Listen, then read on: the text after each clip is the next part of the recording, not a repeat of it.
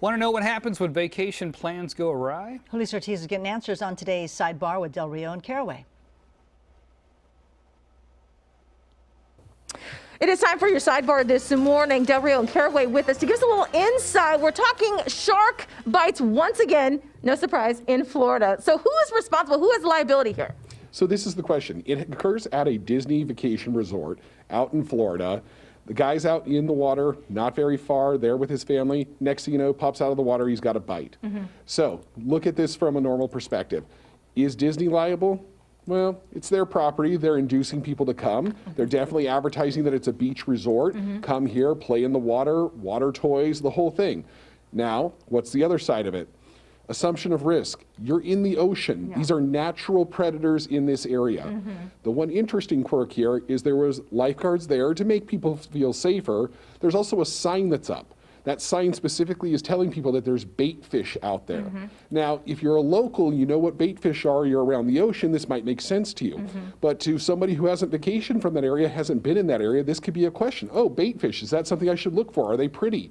You don't understand necessarily. Bait fish means these bring sharks in. Do you think that that actually establishes more liability, though? The fact that they put up a sign and that the sign says bait fish, but doesn't explicitly say bait fish mean shark?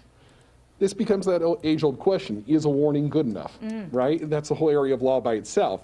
Here again, the ocean, natural predators, natural dangers, but you've got a sign up there. They thought that sign was necessary for some reason, but I'll tell you, it's not going to be very clear to everyone. Okay, What about notice on this case, though? Wasn't there a little girl that was bit down the shore? Not far away. 5 days earlier, 3 miles away, a girl under age of 18 was bitten also. So there is some idea that people had to be on the lookout for this. Apparently, it's a regular cyclical thing they have with weather conditions there.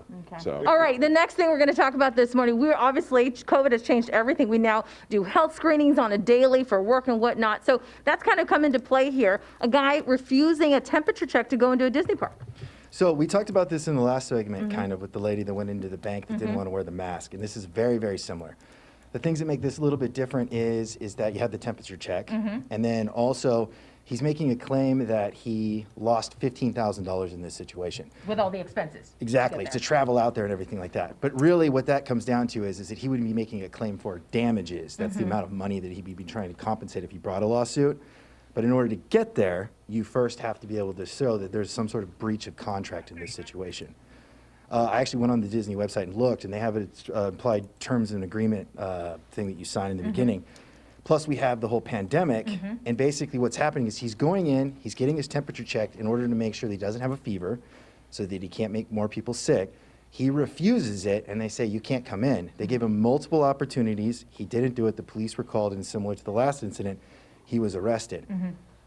Personally, I don't really think that there's a breach of contract there, so he's not really going to be able to get compensated for the $15,000 that he expended. All right, okay, good insight, Chuck and Daniel. Thank you so much. That's your Sidebar this morning. Del Rio and Caraway. Back over to you. All right. Get someone ready with